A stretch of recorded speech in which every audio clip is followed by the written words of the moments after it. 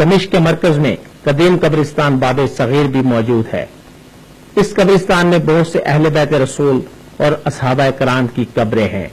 ان میں ایک قبر صحابی رسول حضرت بلال حبشی رضی اللہ تعالیٰ عنہ کی ہے۔ حضرت بلال حبشی رضی اللہ تعالیٰ عنہ افریقی نژاد تھے۔ آپ مکہ مکرمہ میں پیدا ہوئے اور وہیں پرورش پائی۔ آپ بھی ان چند اصحابہ کرام میں سے ایک تھے جنہوں نے شروع میں اسلام قبول کیا۔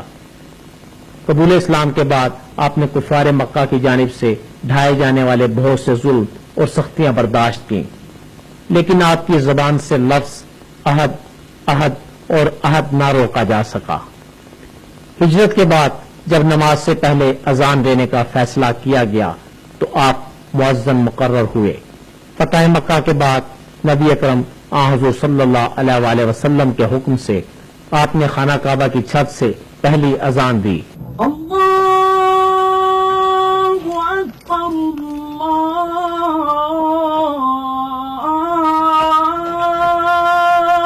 اکبر۔ آپ نے حضور کے ساتھ تمام غزوات میں شرکت کی۔ حضور کی وفات کے بعد آپ پر رنج و غم کی شدید کیفیت طاری ہو گئی اور آپ نے اذان دینی ترک کر دی، جس کی وجہ یہ تھی کہ اذان دیتے وقت آپ پر رکت طاری ہو جاتی۔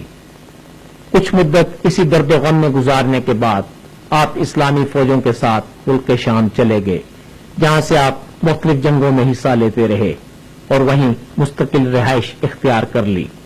ایک مرتبہ آپ نے خواب میں نبی پاک حضور صلی اللہ علیہ وآلہ وسلم کی زیارت کی، جس میں دیکھا کہ وہ آپ کو یاد فرما رہے تھے۔ آپ نے فوراً حضور کے روضہ پر حاضری کے لیے مدینہ منورہ کا سفر شروع کیا۔ روضہ مبارک پر حاضری دینے کے بعد مدینہ منورہ میں حضرت امام حسن اور حضرت امام حسین علیہ السلام نے آپ سے اذان دینے کی فرمائش کی۔ آپ نے رسول کے نواسوں کی فرمائش پر اذان دی۔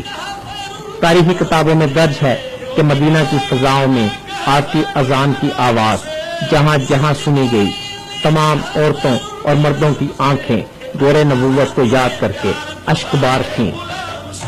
اسلام نے انسانی مساوات کا جو تصور دیا ہے، اسی کا مظہر حضرت بلال رضی اللہ تعالیٰ عنہ کی ذات بھی ہے۔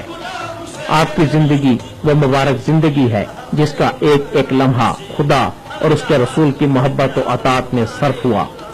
اسی اخلاص اور فداکاری نے انہیں وہ بلند مقام عطا کیا جو دنیا کے کسی شہنشاہ کو نصیب نہیں ہوا۔ ادائے دید سراپا نیاز تھی تیری، کسی کو دیکھتے رہنا نماز تھی تیری، اذاں ازل سے تیرے عشق کا ترانہ بنی، نماز اس کے نظارے کا ایک بہانہ بنی۔ خوشا وہ وقت کہ یثرب مقام تھا اس کا، خوشا وہ دور کہ دیدار عام تھا اس کا۔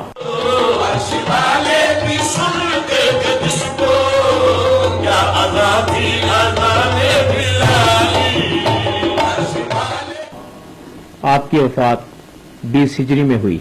جاوید کاظمی، پاکستان ٹیلی ویژن نیوز، قبرستان باب صغیر، دمشق۔